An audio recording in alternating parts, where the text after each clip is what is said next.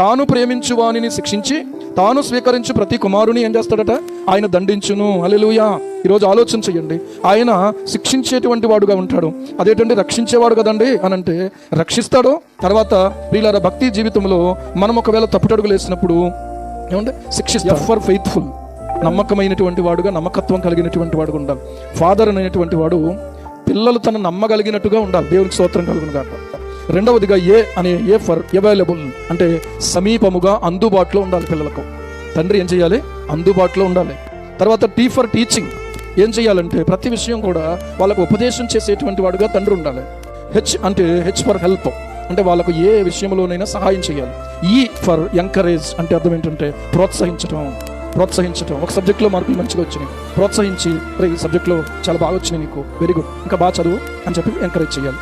Are అంటే ఏంటంటే responsibility, ఒక బాధ్యతగా బిడ్డలను ప్రియులారా చూసుకోగలగాలి.